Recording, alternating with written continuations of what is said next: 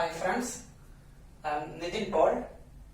Today in our discussion about physical chemistry practicals, we are considering the theory of critical solution temperature of phenol water system. In order to understand the experiment, first of all we should consider binary solutions. A binary solution is a combination of two components, out of which one the major one, out of the two components, the major component is taken as a solvent and the minor one is solute. Here we can have so many different possibilities there. Either the solvent is solid and solute is solid, solvent is solid, solute is liquid, solid gas, liquid solid, liquid liquid gas, and other combinations are possible, out of which one we are particularly interested in binary solutions of liquid combinations, because in our CST experiment, critical solution temperature experiment, we are taking phenol and water as binary combination, of which both are liquids under our experimental condition. And these liquid combinations can be divided into three different categories, out of which one first one is completely miscible liquid systems. For example, if we are taking alcohol and water at any proportion, both are soluble, completely soluble, and will become a true solution or homogeneous solution of one liquid phase. Another example is sulfuric acid and water. If you are combining sulfuric acid and water, both will dissolve at any concentration to give a homogeneous true solution of one liquid phase. And if you are considering the second one, that is partially miscible liquid systems, of which best example is phenol water system and ether water system, we can see two partially miscible liquid systems. That means if you are combining these two at normal temperatures, we can see two different liquid layers, or we can expect a heterogeneous liquid combination or heterogeneous solution. And third one is practically immiscible liquid systems. At any temperature or any concentration or any composition, we can see water mercury system completely insoluble, water chlorobenzene system, water nitrobenzene system. These are practically immiscible systems, and we are particularly interested in partially miscible liquid combinations. And if you are checking the literature, we can see even in 1898-99 period, so many papers are published by Victor Rothman about partially miscible liquid systems and their properties. And the partially miscible liquid systems can be subdivided into four, of which one first one is a combination. We can consider phenol water system, aniline water system, aniline hexane system, or carbon disulfide methanol system. If you are taking any of these binary combinations, they will form two different layers or two different liquid layers, two different liquid phases. And if you are increasing the temperature, when the temperature is reaching a particular level, above that one, it will be converted to true solution, or both the liquid layers will dissolve each other to form a single true or homogeneous liquid system above a particular temperature, and that temperature is called maximum solution temperature. So these are examples for systems in which maximum solution temperature exists. And another one is a solution for which minimum solution temperature exists, the reverse of this situation.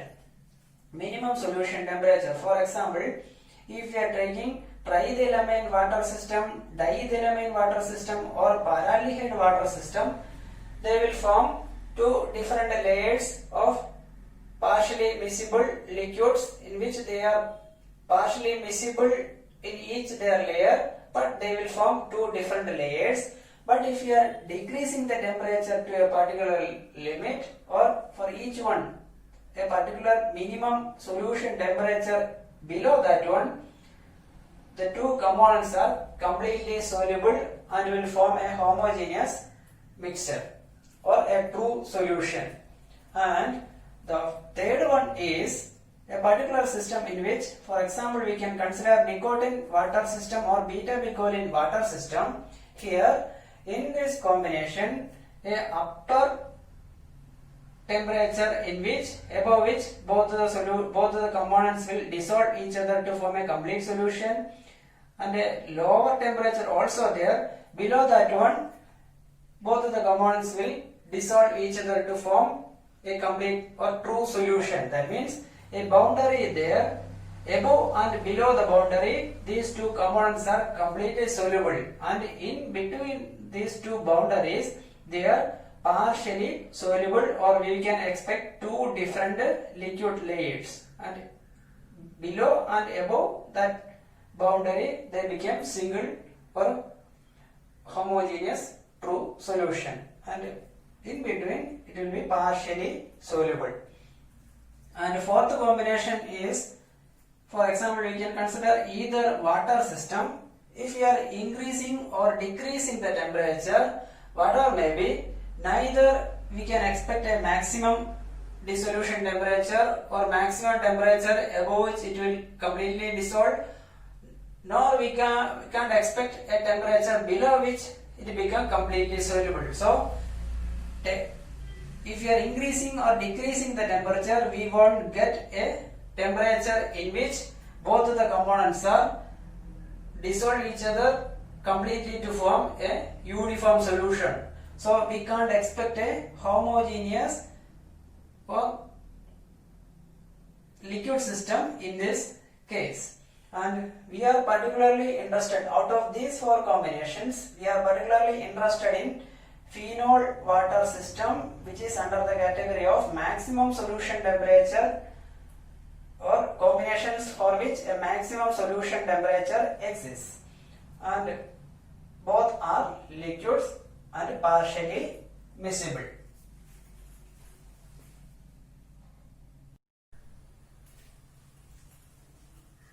Now we can consider a partially miscible binary liquid solution, that is phenol water system.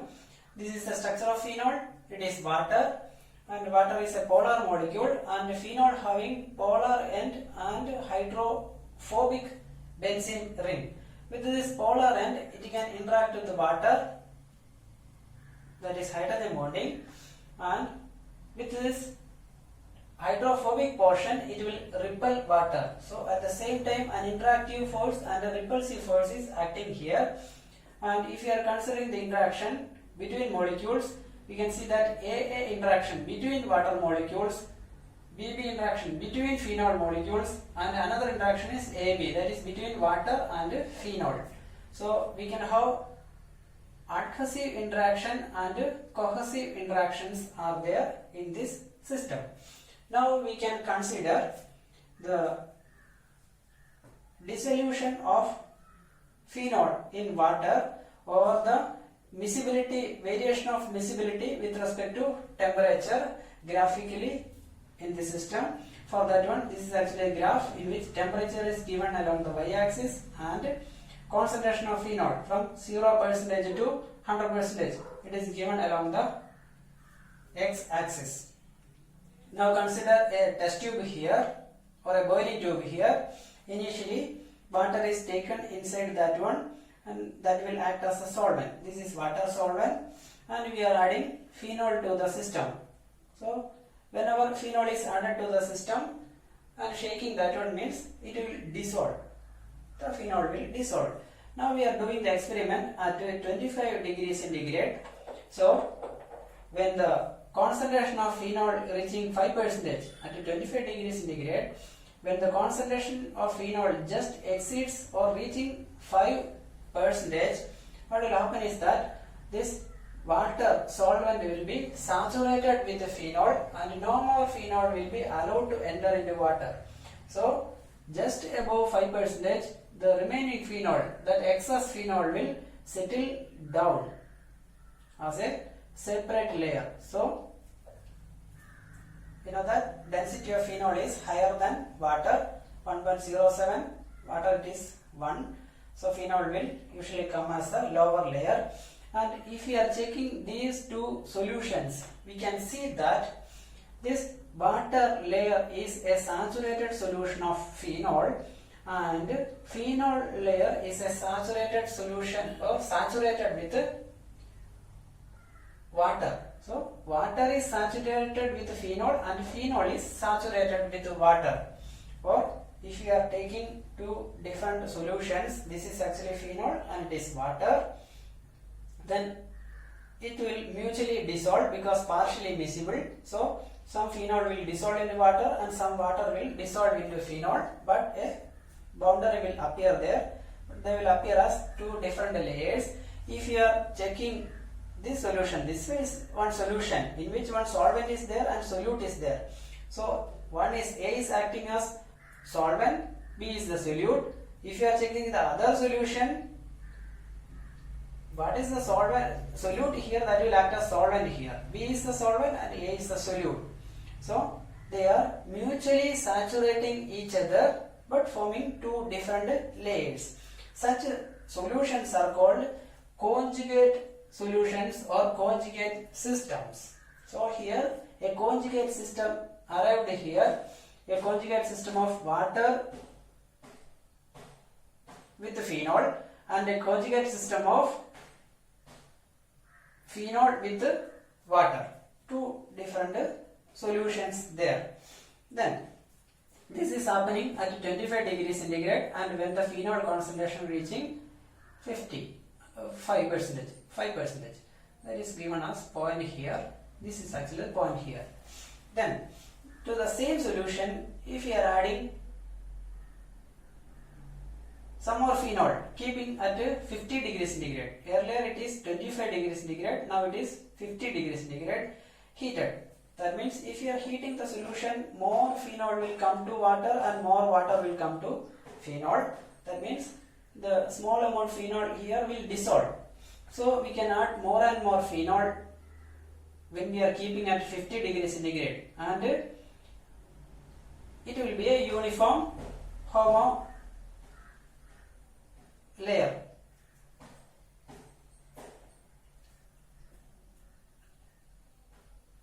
Then when the concentration of phenol reaching 11% at 50 degrees centigrade, when the concentration of phenol reaching 11%, then the water will be saturated with phenol and remaining phenol will be settled down. So another point will reach here. This is actually that point. And if you are checking to the left of these points and to the right of these points, we can see that to the left of this point, clear solution. Here also left of this point, clear solution area, and to the right of that one, when you are right of means, to right of this point means more concentration of phenol.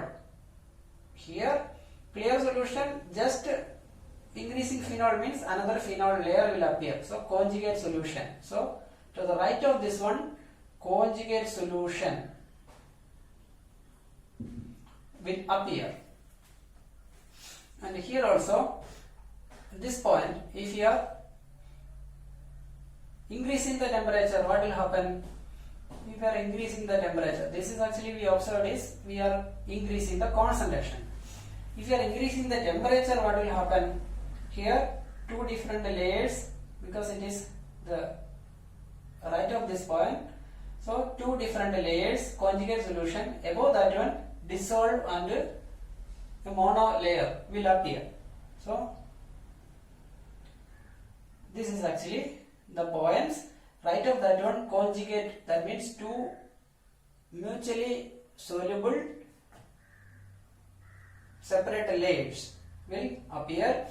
And left means less concentration means the saturated solution concentration enough to form or to dissolve into solvent.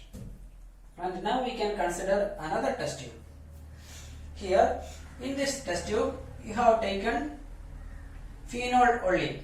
That means solvent is phenol here and we are adding water to that one. So initially water will dissolve.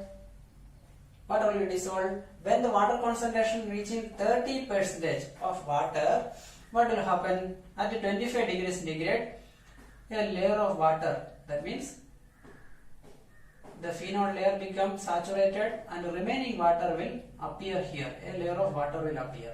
So if you are checking this one, we can see that this phenol layer is saturated with water and this water layer is saturated with phenol. That means a conjugate system. Means 30% means this is the point. So to the left of this point means more water means to the left of this point what is happening? A conjugate system. Right of this one complete dissolution. And now we are keeping the system at 50 degrees centigrade. That means already formed water will dissolve. So more water you will add at a higher temperature. When it is reaching 37% of water, what will happen? Another layer will appear, become conjugate. Before that one, at a higher temperature, it was a uniform single layer. When it is above 37%, what will happen? It will form a above 37. It will form a conjugate system. So this is actually the point. If you are checking the left of this one, conjugate. Right of that one, clear solution. So we can plot the graph. Here also we can plot the graph of this solution. So if you are plotting the graph, it will appear like this. Reaching here, it is reaching here. Here also the graph is going like this. It is reaching here and it will merge at a point. It will merge at a point because we can see that here 30% water means 70% phenol system. 37% water system, it is actually 63% phenol system. If you are increasing phenol 5, 11, then another value and increasing and it is reaching 63, the point will be here. When it is reaching 70, the point should be here. So this is actually percentage of water and the complementary is percentage of phenol. So the value is corresponding to 30% water value is corresponding to 70% phenol value. 37% water value is corresponding to 63% phenol value. So the curve will be like this. And we can see that here a maximum is reaching here. And inside this curve we can see conjugate solution. Only conjugate solution will be there and the maximum temperature for the formation of conjugate system is this point. It is called critical solution temperature or consolidate temperature. Consolidate temperature.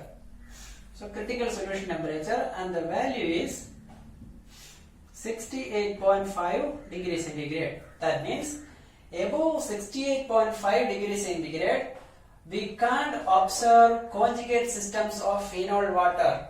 So this is actually the maximum temperature. Up to that temperature, we can observe conjugate systems. Above that one, no conjugate system of phenol water will exist.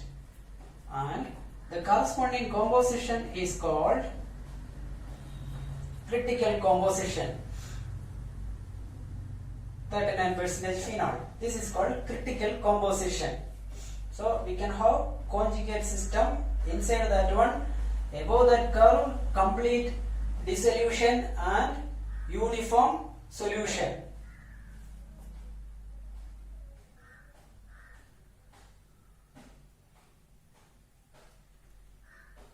Now we can consider can see that above this curve complete dissolution. That means here we see adhesive interaction.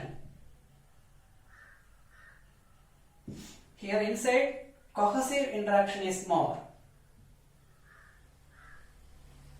Means interaction between similar molecules is more below this or inside this curve, and outside this curve interaction between dissimilar molecule is more, the adhesive interaction.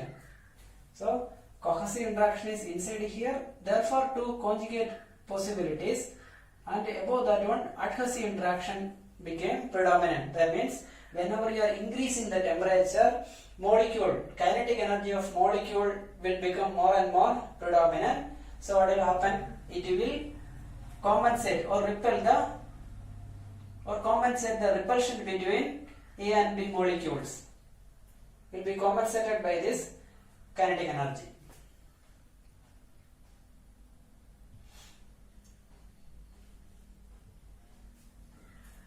Now we can consider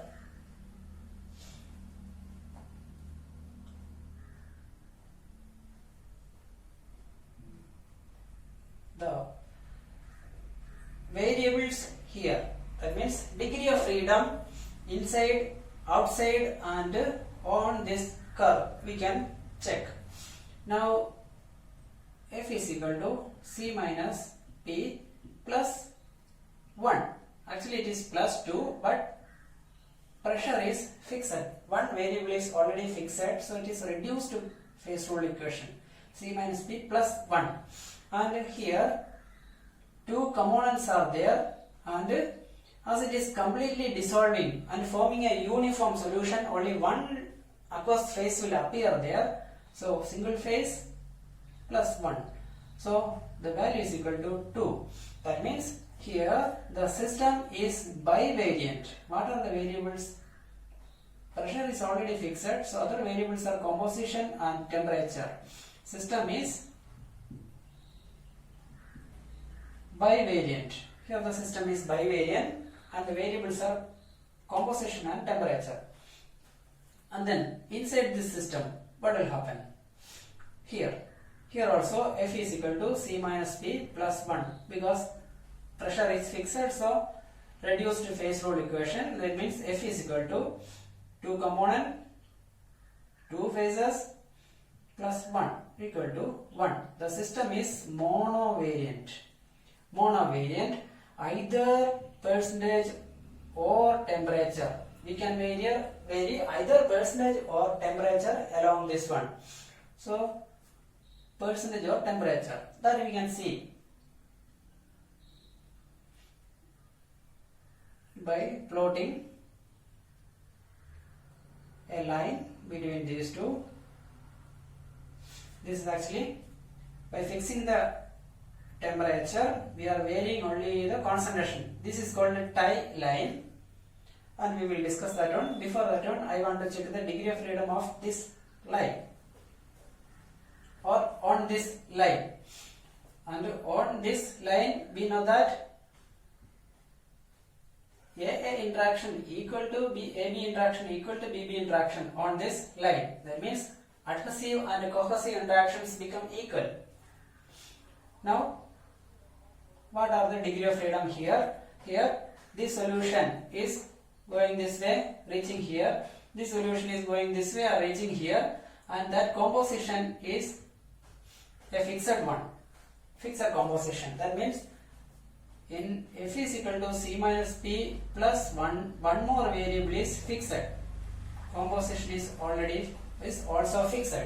That means along this line, 2 minus 2, 2 components, 2 phases equal to 0. That means system is invariant. Either temperature, pressure or composition, nothing. We can vary along this particular graph. Now we can consider another condition. Here we have plotted a tie line, and what it implies? It indicates that this is actually the concentration A, This is actually the concentration or proportion of phenol A and B along this line at the end of this line. That means if you are keeping the system at 50 degrees centigrade, these are the limits of appearing conjugate systems. Above this value, if the concentration of phenol exceeds this value, it becomes completely soluble or homogeneous solution will appear. And if the concentration is below this one, homogeneous solution will appear. And only at this limit we will get a conjugate system. And this point will converge to a point here. And at this point, no homogeneous system, no conjugate system, only homogeneous system. So only inside here conjugate system, and outside this curve at this particular temperature in these 2 points, outside these 2 points we are getting only homogeneous solution. And to 25 degrees centigrade also you can plot that one. We can see that at this 5% and 70%, these are the limits at 25 degrees centigrade. Above 70% concentration of phenol, we will get a complete solution, pure solution, not pure, complete solution. Here below 5, it will be completely dissolved. Now another question is here. You are provided with such a graph, and here you can have a composition of X, another composition of Y. Suppose you are provided with X and Y, 2 compositions, and you are asked to mix that 2. You are asked to mix that 2 composition, and what will be the nature of the resultant composition at this particular 50 degrees centigrade. Whether it will be completely dissolved to give a uniform solution, or a homogeneous solution, or a conjugate solution. Homogeneous solution or conjugate solution. What is actually the nature of the mixture of these 2? So we can see that composition X, given X is in between A and B, and Y is also in between A and B composition. Y is in between A and B. X is in between A and B. So what will be the resultant? 2A, X plus Y, 2B, or X plus Y 2B. That means the resultant composition, if you are mixing that one, the resultant composition will be in between A and B. In between A and B. So the value obtained will be somewhere in between A and B. If it is in between A and B, in between A and B means somewhere in this line. It is somewhere in this line. The composition is somewhere here. Suppose it is here. What will happen? We are mixing X, Y, and we are getting a composition here. What will be the solution? Whether it will be a uniform solution or homogeneous solution at 50? No. It will be a conjugate system. So you will get 2 different layers. You will get 2 different layers. One layer is of water with phenol, another layer is phenol with water. 2 different layers you will get, but the resultant composition will be X plus Y by 2. Composition of this mixture will be percentage of phenol in the total solution will be X plus Y by 2, but it will appear as 2 systems, 2 solutions. So conjugate solution will appear there. Then okay.